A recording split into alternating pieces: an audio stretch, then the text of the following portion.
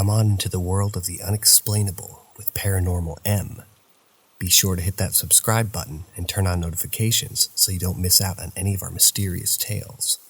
We hope you have a chillingly good time listening, and don't forget to leave us your thoughts in the comments below. Experienced entities, or ghosts, or jinn, or machine elves, or whatever people want to call them. So last year I had something really weird happen to me. I don't think anyone will believe me, so I've not told anyone, but I want to put it out there. This all started when I woke up in the middle of the night and saw a figure in my room, a white figure with a hood. It disappeared and I chalked it up to lucid dreaming perhaps. So at first, people kept coming to see me while I went into a sauna, like they already knew me from somewhere. I think an escort put a camera in my room to record me with girls and stuff to start. I'm not certain about this, but it would make sense.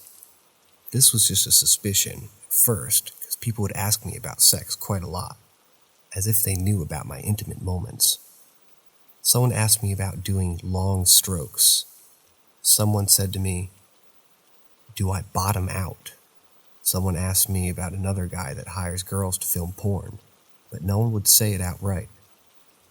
Then I meet a guy in a sauna one day, and he says to me, "Whores, they love it." And he gets all pissed because I told him about OnlyFans girls luring in guys to take their cash. I had someone add me on Facebook and ask me, "Do I teach tantric sex?" So this is just a sex story.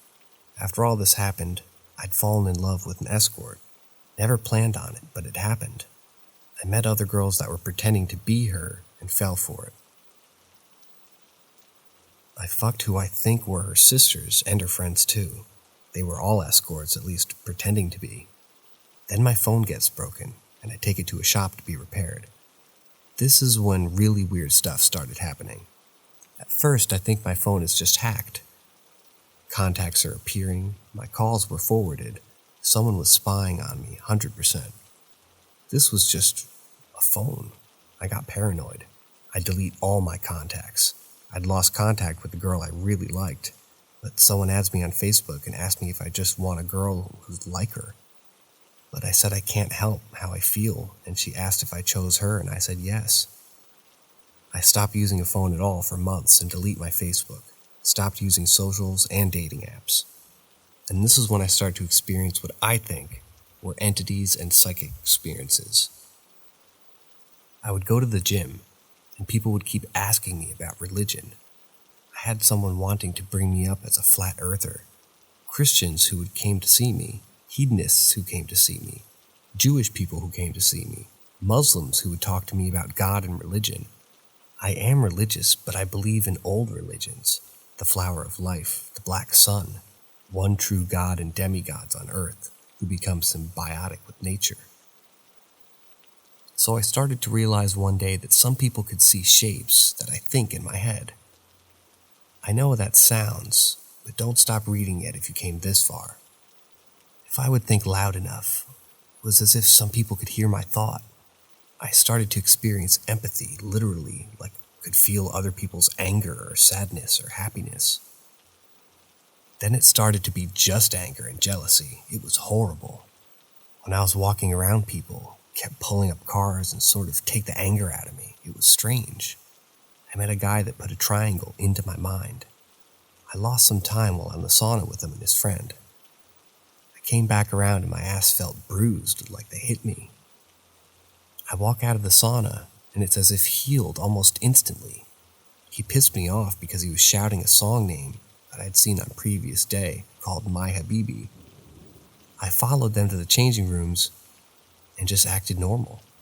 I had no intention of doing anything, but there was this smell on my sweater, and my t-shirt was super dirty. I started to fall, then something lifted me up. I got out of the changing rooms, and my heart started to beat really hard. When I was walking home, people looked scared. I walked past a dog.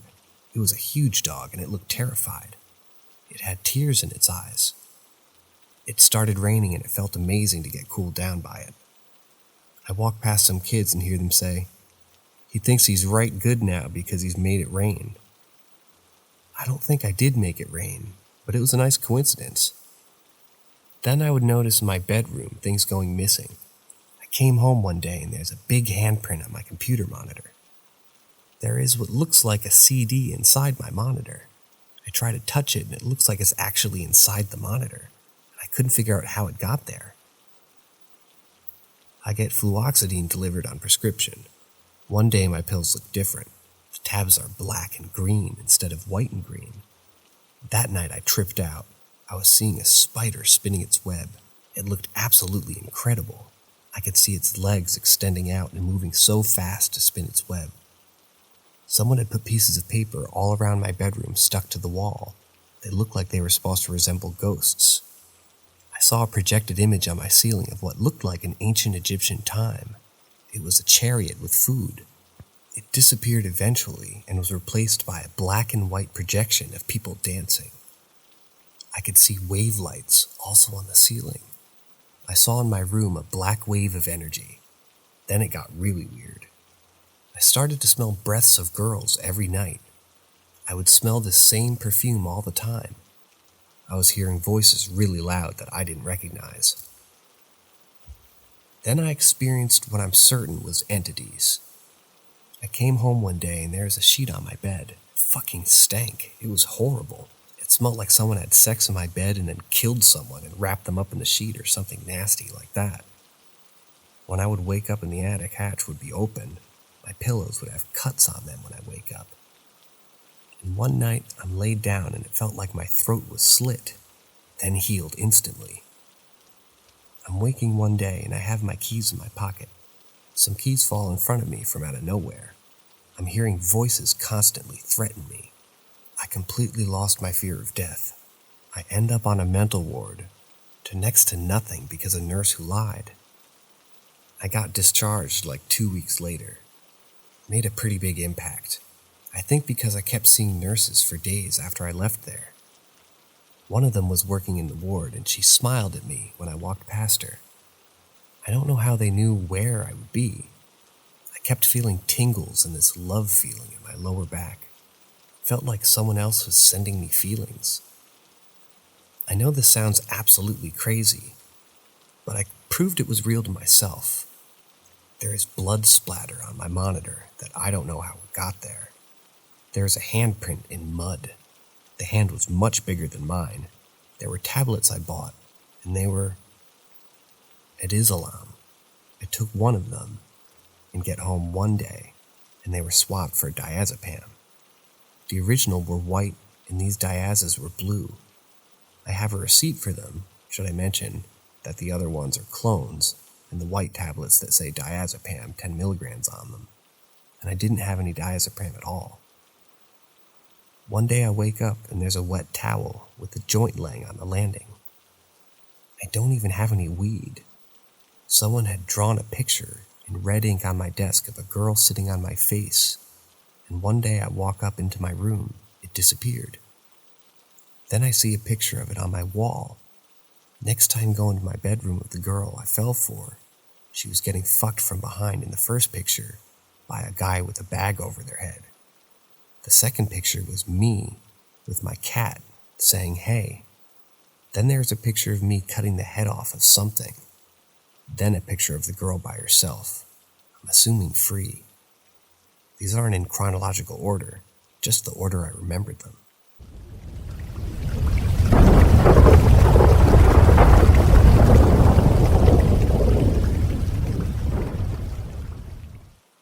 An article I wrote about quantum mechanics to explore the occurrence of paranormal activity.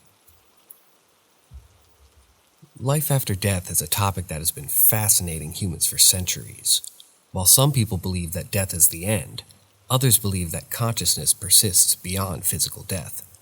In recent years, scientific research has shed new light on this topic, and it's becoming increasingly clear that life after death is a possibility. One of the most compelling pieces of evidence for life after death comes from the field of quantum mechanics. The double-slit experiment was done for the first time in the early 1800s. It showed that particles can be more than one state at one time. This means that a single particle can be both a wave and a particle at the same time, and that its behavior is influenced by the act of observation. This experiment is important for the idea of life after death because it shows that consciousness may exist outside of the body. Quantum entanglement and superposition. Another phenomenon that supports the possibility of life after death is quantum entanglement. This happens when the paths of two particles cross in such a way that their states are linked. No matter how far apart they are, this means that if one particle is observed, the state of the other particle will be affected, even if it's on the other side of the universe. Some scientists think that this shows the consciousness that may be able to live on after the body dies, and may be linked to a realm that is not purely physical. In addition to quantum mechanics, there's also evidence that natural elements can create energy sources that a spirit could draw and power up their own consciousness. For example, moving water has been linked to spiritual power for a long time and is often used in spiritual rituals.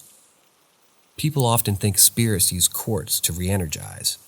We know that quartz crystals can hold energy and be used in watches.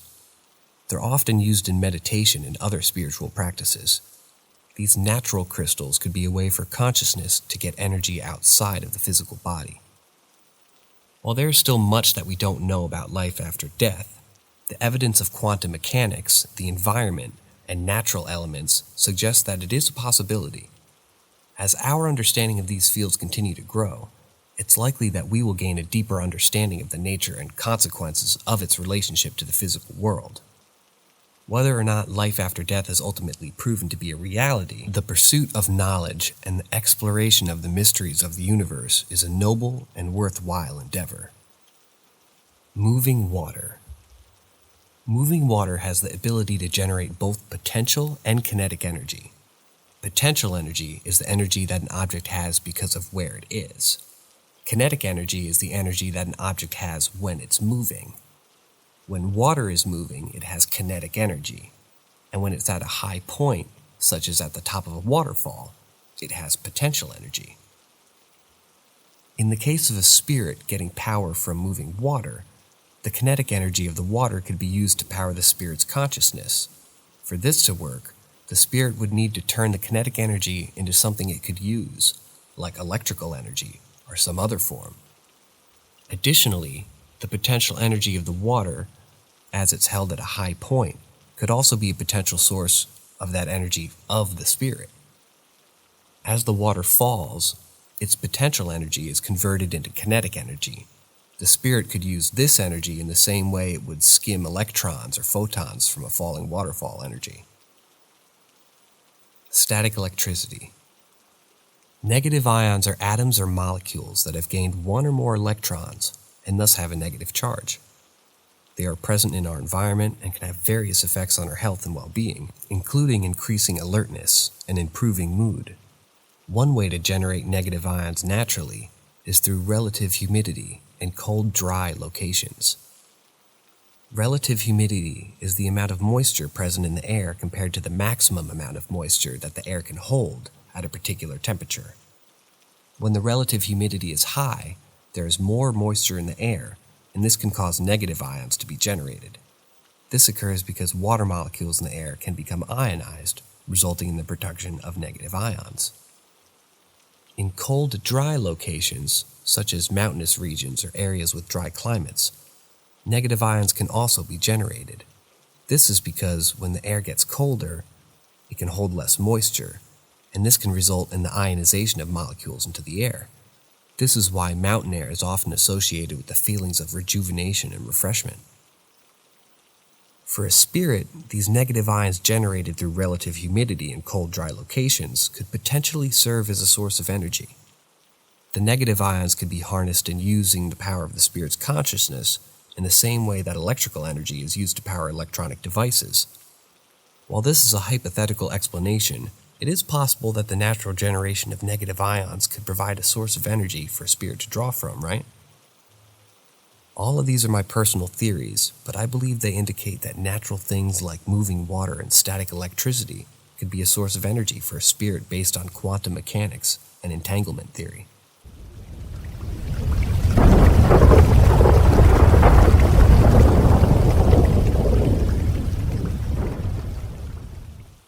friend and I were visiting a buddy of ours up in Lexington, Kentucky, for a couple days in March of this year.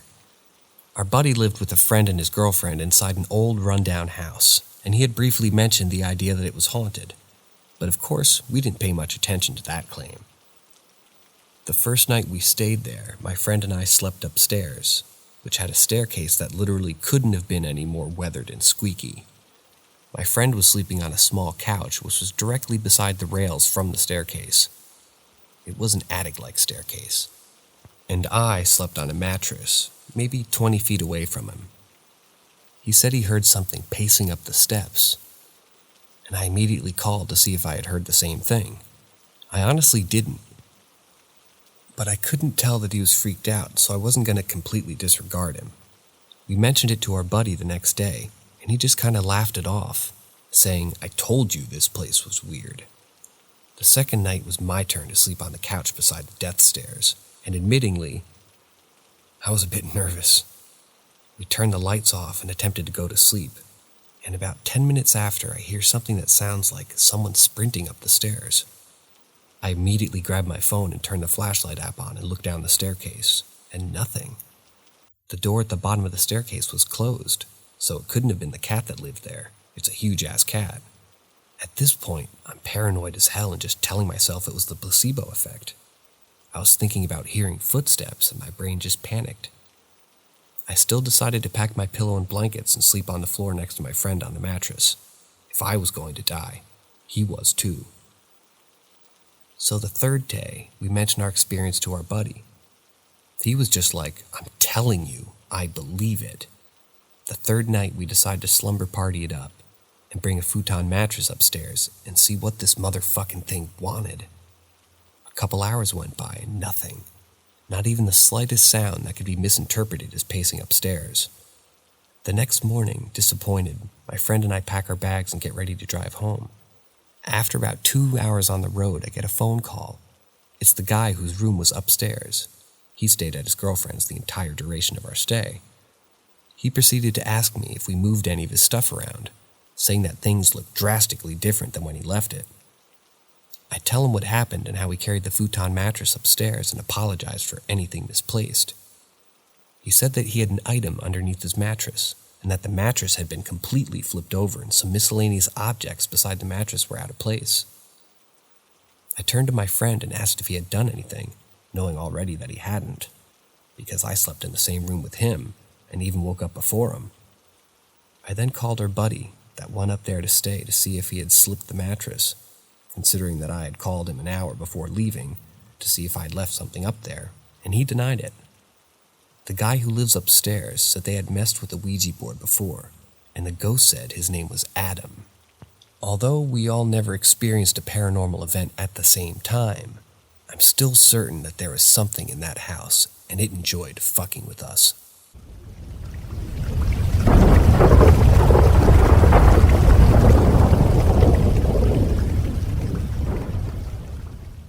Can someone tell me what's going on? Hey there, I'm a 13-year-old Italian boy. I always loved horror, and I wanted to do some live horror, but it wasn't as cool as I expected. In this summer, 2022, my sister, 20, started hanging out all night with her friends, and since we have the room shared together, I was alone at night. At the beginning, it was just fun. I stay up all night, and I'm watching videos and creepypasta or stuff like that. All of my dreams are nightmares, since I was a baby. I clearly remember my first nightmare, and recently to that day in the summer, I had a dream where I was alone and home, and I heard a feminine voice calling my name. Right behind the bed, and under it, when I turned, I saw a figure of this woman or girl, with big eyes, almost red, and big black pupils staring at me. She didn't have a mouth or do anything, just stared at me. The nights after that nightmare, every time my sister wasn't there, I heard that voice calling my name behind my bed. It wasn't just that. I thought it couldn't have been my imagination, but I heard the air of a whisper right in my ear, like someone that really whispered my name into my ear. After that first time I heard it, I kept hearing it till this night. For the rest of the night that day, I I saw shadows everywhere. I don't think that it was just my imagination or a dream. When she calls me, if I fall asleep, I'll dream about weird stuff, static images, screaming, and dreams about me eating humans with lots of gore. I clearly hear it, and I can't do nothing about it. Sometimes I hear a loud crying in the apartment above mine, also a piano playing, but nobody lives there. I also heard a name, hearing those loud crying. Zoe or Zoe?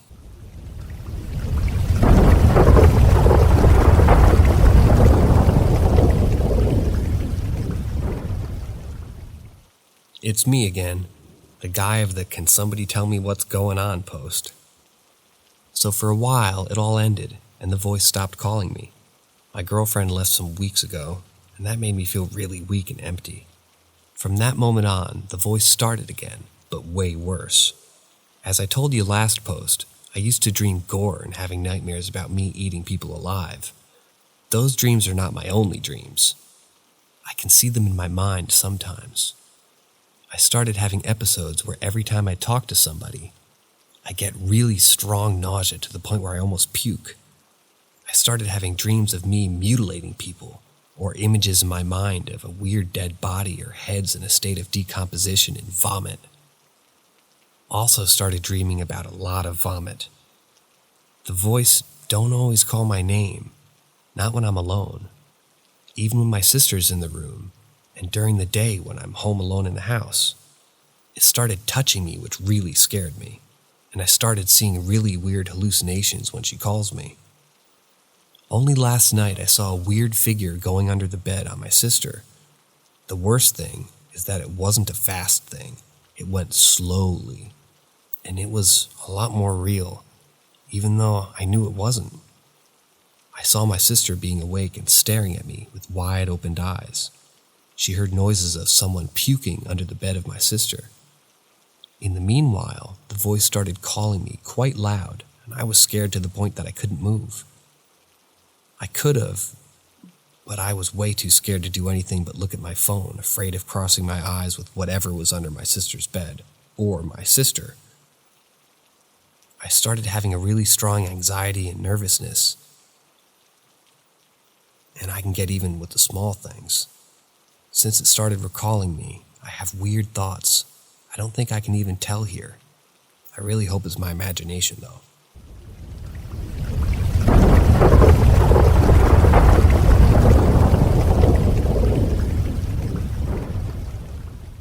On her last few days of consciousness, my maternal grandmother began to experience hallucinations. Initially, she mistook her own son for her deceased brother who had been dead for over 6 decades. Although there was some resemblance between the two, it's still slightly difficult to comprehend. To everyone's surprise, she started scolding him and reprimanding him for all of his wrongdoings in life, despite the fact that he had already passed away after living a life plagued with alcoholism, leaving behind his wife and children destitute. This was a distressing situation for everyone, particularly for her late brother's ghost. As her condition deteriorated, her brain continued to play tricks on her, and she began seeing imaginary things. She even requested for someone to remove a buffalo she claimed to be seeing on the ceiling. We tried our best to comfort her and told her to rest, but it was difficult to know what to do in these situations. We certainly didn't want to scold the buffalo, as she had scolded her late brother's ghost. 12 hours later, my grandmother saw my paternal grandmother entering the room. This was particularly strange because my paternal grandmother had passed away 3 years prior, and they were different religious faiths, and had not been particularly close to my maternal grandmother. In fact, neither of them had been particularly thrilled with my parents' marriage. At their wedding rehearsal, my paternal grandmother had famously introduced herself to my paternal grandmother with the words, "I'm sorry my son got your daughter pregnant. I swear I raised him better than that." Despite their differences, they had still spent many holidays and events together as they both shared grandchildren in common. They were both extremely dedicated hostesses who spent decades outdoing each other in politeness. Therefore, my maternal grandmother looked up and said, "Wait, when did your paternal grandmother get here?" We knew that it was probably a polite invitation from heaven. Alternatively, it could have been heaven needed to find someone who my grandmother wouldn't yell at. The hallucinations continued until her final moments, but we were comforted by the thought that she had been reunited with her loved ones who had passed.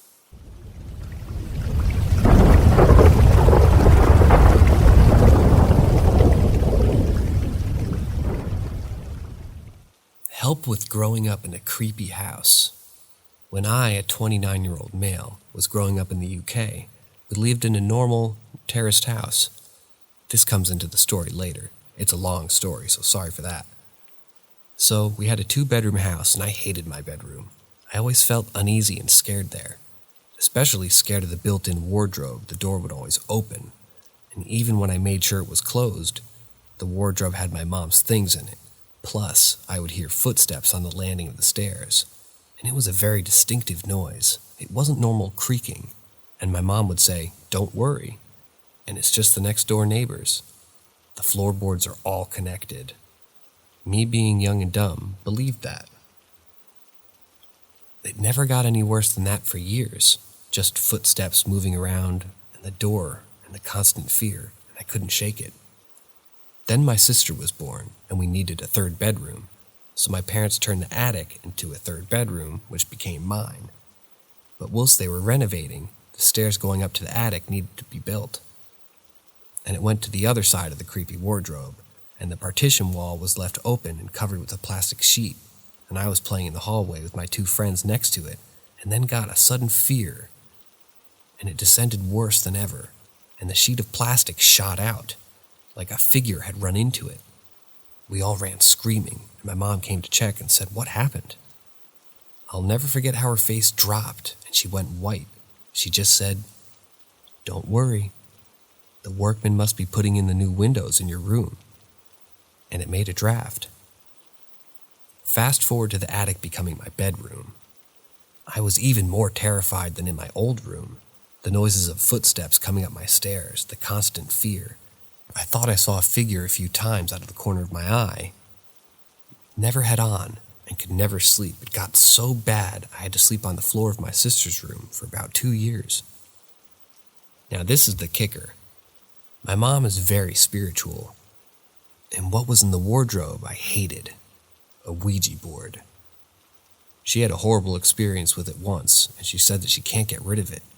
Is that true?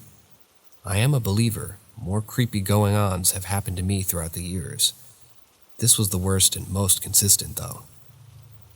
We lived in the house from when I was 4 to 12, and once we moved, nothing creepy happened in the new house, or any of the other houses ever again. I still feel that weird feeling in places, but never more than that. So I was 16. I questioned my mom on it all, and she felt it all too. She heard and saw things more than me, but didn't want me or my sister to be scared. She still wouldn't say what the board said or did, but it was when she was young when it happened. Was wondering if any of you guys would know what was happening here. My mom is very hesitant to talk.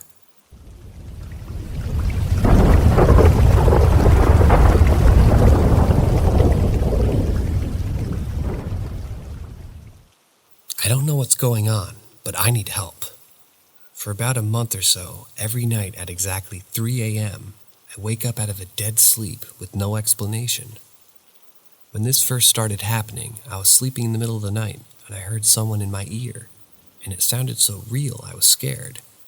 But it whispered in my ear, "Hey, your front door is open." And I immediately woke up and walked up the stairs to come to the front door to check it out, and it was wide open. The really scary part for me is last night.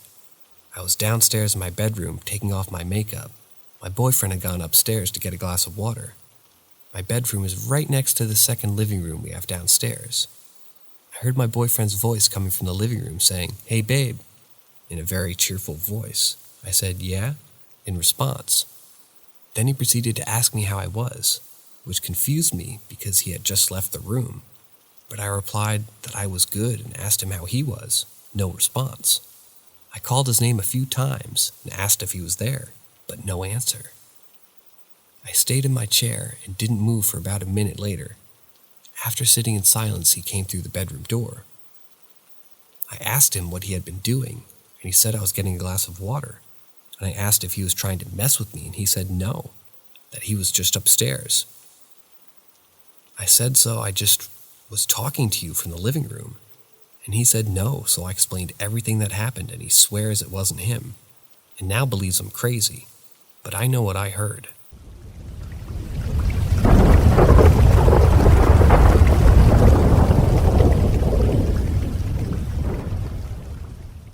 My interaction with La Lechuza. So my wife and I moved out to a ranch to work on each other as we were having some difficulties at the time. The place we moved into originally had a group of farmers living in it. Lots of random junk laid about the property. After living there for about 2 weeks, I decided to clean up the property a bit. Maybe make it look a bit nicer. I made a fire pit to dispose of all the leftover garbage and whatnot when I stumbled across a white beheaded owl. I felt spiritually that it would be more respectful to burn the owl's body than bury it because there were some stray dogs that visited the property.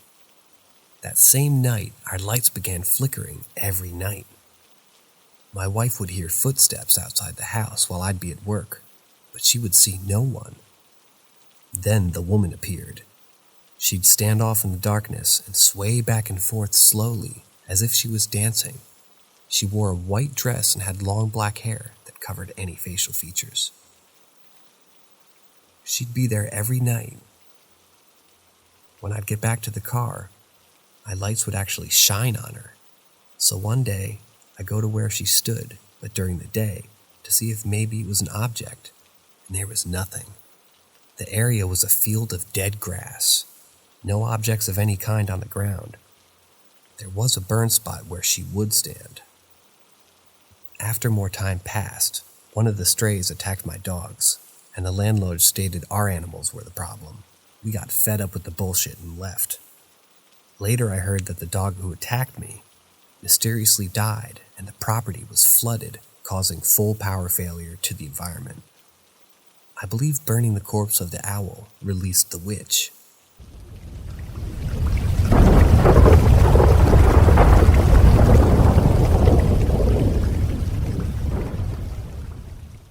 Paranormal events are happening to me more and more, and I don't know why. Help. Ever since I was a little kid, I've had extremely strange and terrifying nightmares. I used to lay awake and see things in my doorway. I remember several times running to my mom's room crying after a nightmare, getting in her bed and asking her if there's a man or a woman standing in the closet or the doorway. We moved to a new house and they stopped. But I then started a shared experience with my family. Two stand out. Once we were all going to sleep when we heard a huge bang from the attic. Even my skeptical stepdad was spooked. We lived there for 10 years and never heard it again. It sounded like something very heavy fell. Another time, my mother would have a garland for Christmas ornaments outside my room and on an archway. It had oversized ornaments on it. I would constantly see a little girl in the ornaments standing just outside my door. I once asked my cousin if she could see it, and she said yes. We even took turns standing where it would be, and nothing was there to cause the reflection. When we bought that house, we took the old wallpaper off my room in the basement and found murals of the devil dancing and drinking with nude women. I know that sounds like bullshit, but this is all true. We painted over it. Now I've moved to another house that is more new than the others were. The first house was built in the 70s and the second was 1899, the current 2018. So, just about an hour around 3:30 a.m., I was about to fall asleep, like right on the edge of losing consciousness, when I started hearing this weird clicking and tapping sound. At that point, I was still trying to wake up and make sense of what was happening. Next, I heard my door open just a bit. The carpet is thick, so it has to be pushed pretty hard when it's audible. I look and the door I know. I closed, and it's open about 2 inches. It closes with a click. Only way to open it is to twist the knob. And I know with 100% certainty that I closed it all the way. I woke up shaking, and now I'm terrified to go to sleep. Other things that have happened to me in this house, though. 1. A friend and I were drinking, and we heard a loud sound like pebbles being thrown at the wall. I looked, and several pieces of my dog's food were all over the floor. No way it could have gotten there logically. My dog was sleeping, and we were alone. My dog's food is kept in a closed storage container. 2. There are 2 large cracked framed pictures sitting against the wall by the unused side of my bed. Last weekend I stayed at a friend's house. Came back to one completely caved in, broken glass all over the floor. The only thing that could have caused this is me throwing a pillow over there, and I would have noticed when I picked it up. One last thing I can recall right now is one night I got home from work, went to bed, and saw a dark mass against my wall. I am a naturally paranoid person, very aware of my surroundings, and I knew the second I saw it, it wasn't just some shadow or trick my eyes were doing. It was vaguely in the shape of a tall person. I told myself that it was just a shadow from the light coming through the window or something. But the next night, at the same time, it was gone. I haven't seen it since. My friend is Navajo and thinks that I need cleansing ritual done. Wants me to go to the res, where some of his family stays. It's like I have something following me, or attached to me, and I hate it. I always feel like I'm being watched when I'm alone.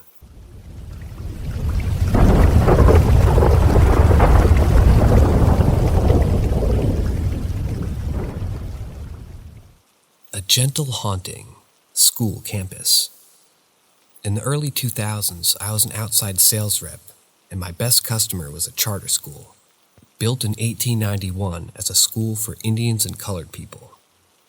It operated for more than 100 years, educating thousands of children from larger cities across the nation, focusing on farming and industrial trades. On its nearly 300 acres were 6 buildings, including 2 dormitories and an old frame church. I ended up spending multiple hours on campus every week performing various functions and tasks. I loved the school and staff so much I enrolled my daughter in their first pre-K class. Very early on, the business manager and I became friends, and he told me what he knew of the history of the site and the industrial school itself. He had been a lifelong resident of the town that the school was in and knew very much about it. He also told me of the ghost. Their ghost had appeared to nearly every member of the school staff, typically seen walking through the grounds in the early morning and evening hours at the time the entity was simply described as looking like an elderly man, dressed in 20th century work-type clothing. My first experience happened on the day the dedication ceremony was held prior to the charter school officially opening. Said ceremony was attended by numerous state and local officials. A dais has been erected in the front of the chapel, with power from the sound system provided via a long and thick power cable. As the chapel has no electricity to run it, the power cable had to be run from the dormitory turned classroom building about 100 feet away. At the end of the cable was a monstrous black plug. Think a 220 dryer or oven plug on steroids. This was plugged into a temporary power board erected behind the chapel. From there came the various extension cords that ran in the front of the chapel itself. As the ceremony began, I was standing with the business manager to the side and well behind the dais. We were a few feet further back than the rear of the chapel. From there, we could see the attendees and turn our heads to see the power board. The power board was roughly 12 feet behind the middle of the chapel. The extension cords run through the building directly through the dais, so as to be out of the way. At one point was a loud pop, as one would hear when a speaker is unplugged while turned on. The microphone went out, and the person speaking could be barely heard. We both looked over to see the plug itself was out of the power board and the ground. I turned to face him, and he started to tell me that he had to plug it back in, but while he went up to let the folks know what was going on, he didn't get to finish, as in 2 to 3 seconds, the power to the microphone was restored. We looked in each other's eyes in a rather what the fuck moment, then turned to see the plug into the power board. There was no one within 50 feet of it. We were the only 2 people behind the building, and the outlet for the plug was about 3.5 feet off the ground. When I looked back at the business manager, he simply said, "There's our ghost." The second incident was the first time I've ever seen a ghost or an entity in general. My company was installing the network cables for classrooms in the main building. The design of the building was pretty straightforward. A central section with a main office, nurse, cafeteria, and gym, with 2 hallways running perpendicular to that, one on each side. The day we started was the day that all the doors in the locked building had been changed. I was helping the techs that day, as we were a small company and didn't have proper IT staff. I was friends with the school secretary, and she made me promise I wouldn't lose the key she was giving to me, as it was not only the master key, it was the only key they had for the new locks, as the locksmith hadn't dropped the rest of the keys off yet. We went to the basement to gain access to the crawl spaces that ran under each classroom hallway. The secretary showed us the basement door, gave me the key, then locked the door behind us as to prevent any students from coming down into the basement. Each crawl space was roughly 100 feet long, with a single bare light bulb hung at the far end. The entry to the crawl space was about 4 feet off the floor, and the crawl space slowly tapered at a ceiling height of about 5 feet to about 3 feet at the far end. It was maybe 4 feet wide, but it was tight. The tech and I had been running cable for a couple of hours and were down in the crawl space furthest from the stairs leading down from the main level, which we could see was at the bottom, and from where we were just about halfway down, and I was to the left of my tech, with him between me and the basement. At one point, I caught movement out of the peripheral, and I looked past him into the basement. What I saw was an older-looking white man, maybe early 60s, salt and pepper hair, wearing what I would have said were medium brown khakis and a dark green or blue work coat. He was back just far enough away from the crawlspace entrance to see him from the knees up. When I asked my buddy who that was, 2 things happened. First, my brain realized that I couldn't tell the exact color of the man's coat because he was transparent, and my buddy's knees buckled and he fell back into me. When he turned to look at me, his face had gone gray. I looked back and the man was gone. I maneuvered around the tech and headed up the crawl space, keeping the bottom of the stairs in sight the entire time.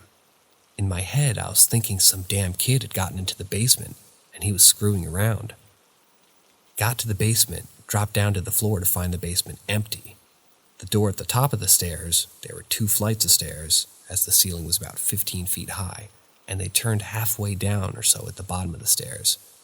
And directly across from the hole was a crawl space, and it was still locked. I opened the door to find the head custodian and the principal chatting in the hall. I asked if they had seen a student just come up, but they told me no. In fact, the custodian said he'd been cleaning up after a kid had vomited in the hall, and no one has been in or out of the basement in 30 minutes or so since he'd been there. I walked to the main office and asked my secretary friend who else had a key to the basement door. She told me again that there was just the one key in the entire building and I had it. She then grinned broadly and asked, "Why?" I detailed what I'd just seen, to which she said, "You've seen him, that's our ghost. Apparently he takes an interest in any changes that are being made to the building and just shows up to watch." In the midst of this, the techs come bursting through the basement door, his gear bag over his shoulder, hauling ass to the main entrance. He looks ill. I head out after him, calling his name as he raced across the campus to the parking lot. He's in his truck and gone without even acknowledging me. He told the police he drove straight home, then called out the next day. I worked closely with him for several more years. The one time I asked him what happened to him, what did he see in the basement, he looked me dead in the eye and said, "I'm not talking about it, ever. So don't ask and don't involve me if you talk about it." He was a really nice guy, very affable, and like I said, we worked together for years. It was the only time I remember seeing him when he didn't have a smile on his face. I never experienced anything else, but over the years, anyone I've run into who spent a good deal of time at that school has experienced something. Teachers, staff, parents, coaches, all the like. Having said that, I've never heard of any students experiencing anything.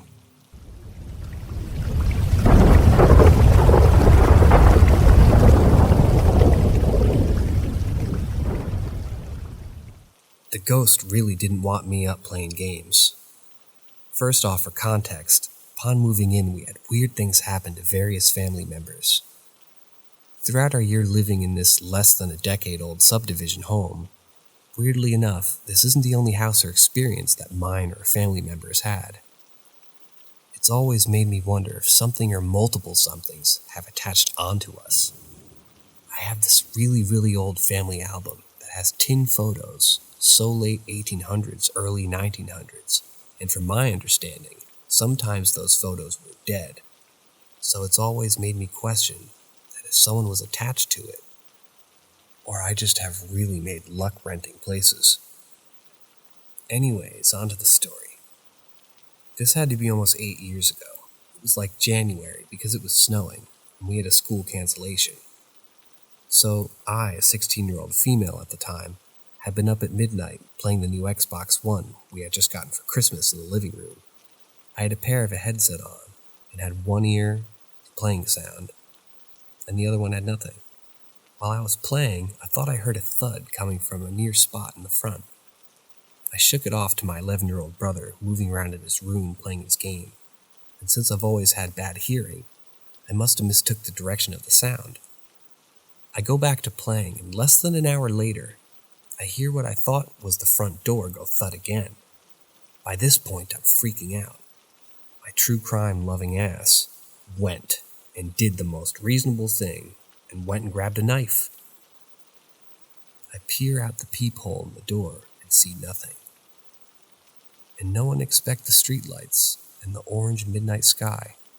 At this point, my sister, a 14-year-old female, whose bedroom is above the front door, comes down to see what's going on. We're all night owls. I tell her what I heard, and she looks out the peephole too.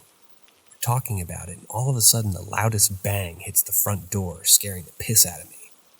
We run up the stairs toward the bedrooms.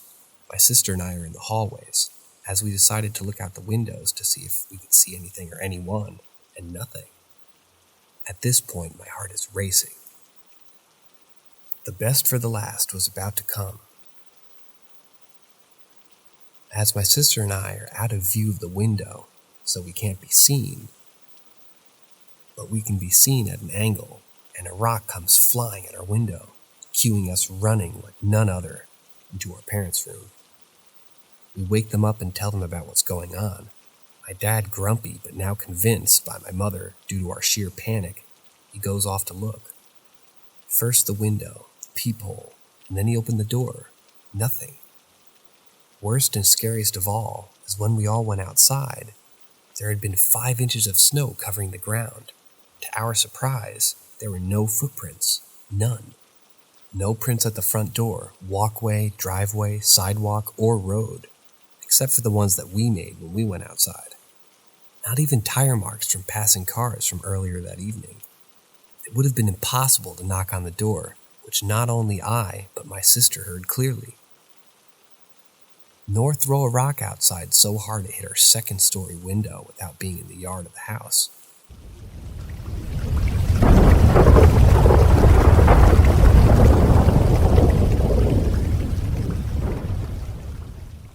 I used to have a journal that held prophecies.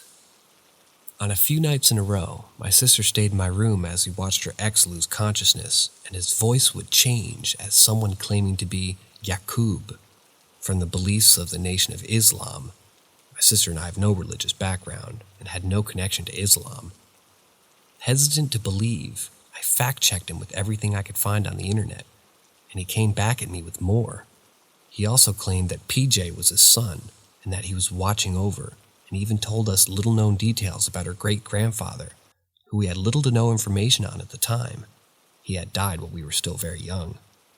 Still skeptical, I still didn't believe what PJ had been possessed, and had an idea. I pulled out a notebook that I'd recently gotten and started asking PJ or Yaqub questions. I can't remember all the details, but he mentioned some interesting things in history that my sister and I had little knowledge of. But I also prophesized a World War III, and many other things that I can no longer remember. Days passed after, and I left that notebook in a drawer in my desk, and I eventually forgot about it. Not a year later, I was sharing this story in detail with my friends, noticing how unusually foggy my memory was on the subject, but remembered the notebook itself. In an attempt to remember and prove to my friends, I searched the notebook to find that it was gone. I know I didn't touch it, my sister didn't touch it, and to this very day, I don't know where it is, but wish I took a picture.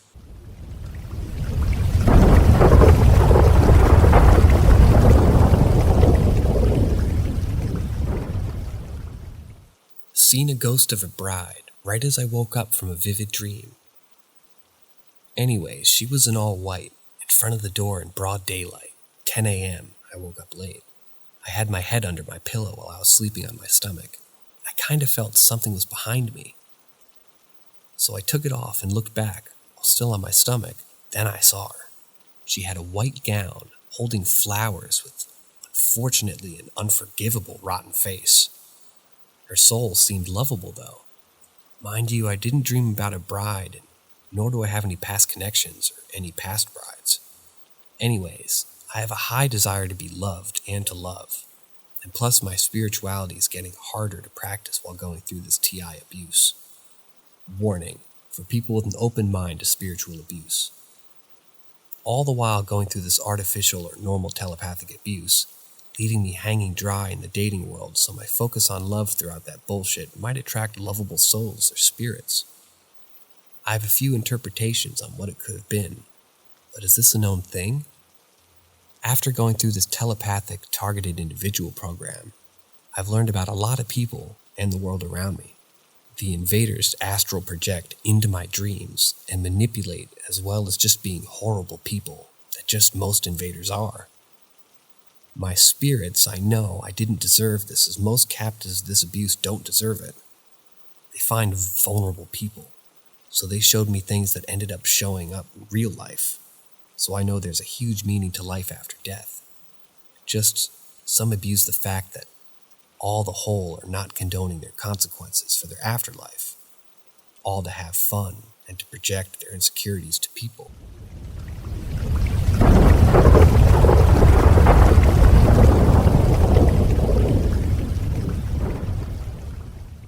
Creature in the room. Something talked through my child. December 3rd, 2022. It was around 10 p.m. My daughter was asleep on the sofa. I took her up to bed. She was a sleepwalker, and she said, "Stop it, Dad." I said, "I haven't done anything, Kelly." I laughed. She stopped in her tracks, and then had this odd bent forward posture with her arms stretched out down to her sides, her fingers spread out, and said, "I'm not Kelly," but in an odd old woman's voice with a deliberate pause before she said her name. "Of course you're Kelly, silly," I replied and laughed. She then carried on, walking half asleep to her bedroom. She got into bed and closed her eyes, and I kissed her on her head, and I said, "I love you, Kelly." She started to fidget in her bed, and with her eyes still closed, announced. I said, "I am not Kelly." The same old woman's voice and pause before her name, and also now a bit of irritation in her voice. Then I realized this wasn't my daughter mimicking someone, this was someone else. Then I got goose pimples all down my arms and said this with a stutter in my voice. "If you're not Kelly, then who are you then?" My daughter then opened her eyes, lifted her head, and adjusted herself to the eye-to-eye with me, and started to stare intensely into mine with these matte black eyes with no color. Then put herself back on the pillow and shut her eyes and went back to sleep. I then woke her up, and it was like I had awoken her from a deep, deep slumber. I said, "Kelly, are you okay?" She says, "Yes, Dad. Why did you wake me?" I said, "Oh, nothing, just checking on you, okay?" And then asked her to pray with me, which she did with no issue, maybe a little bit of confusion, then kissed her on the head and said, "I loved you," and left her to slumber. The next day I had to drop a parcel off at my neighbor's, and the brother and sister opened the door. I gave them their parcel. There I asked, how they were because the mother had died in the summer, and I said, "Do you feel like your mom is about it all?" The daughter replied, "Oh yes, they feel her presence a lot, and they also had seen a ghost out in the fields in front of our house of a young 6-year-old who had died there playing in that area and used to be there." She then told me that she and her mother used to regularly use a Ouija board to contact the little girl, and had done this many times, speaking to her, and the little girl had replied saying she had protected the area so other children didn't get killed there. And also a friend of the family who died and was still visiting them in a spirit form, dressed in a hood, and was seen moving through the rooms at night to check on them. I don't mess with the Ouija board, it's a bad thing. And then said my goodbyes to them. I left a sick feeling in my stomach. 2 days later, I was going to bed at an early shift at work. I went to bed at 11 p.m. and went straight to sleep. But suddenly I woke. But I had my eyes shut. In my head, I heard myself say, "There's someone in the room." I opened my eyes, and in the dark I could see a man with white hair and black glasses, working on a device, pressing it into somewhere in my wife's side of the bed. Jumped back shocked, I started to get out of bed and turned my head away, and I looked, and he was gone. It was a real person, totally solid, and a real look to it. I wasn't scared, I was just bewildered. I went back to sleep, and somehow, then again, it happens. I'm suddenly awake with my eyes closed, and again, my mind is telling me someone is in the room. Open my eyes, and this time it's more sinister. To my right, at the side of the bed where my wife sleeps, there's a creature with matte black eyes staring at me. The eyes reminded me how my daughters looked days before. It was only 4.5 feet tall and seemed like a mixture of a gargoyle and a gremlin, with no wings and long pointed ears that pointed straight up. Nostrils like a gorilla's. Its skin was dark green and leathery, with light orangey brown strips going down its arms. It was looking straight at me with a mouth that seemed to be frothing on one side and looked very old and exhausted and very hungry and was slowly panting while looking in my direction. Slowly got out of bed, not taking my eyes off it, and slowly walked around the bed and noticed it had very long arms with 5 clawed fingers on each hand. I had the same bent forward posture my daughter had earlier the week, with the arms hanging down at its sides.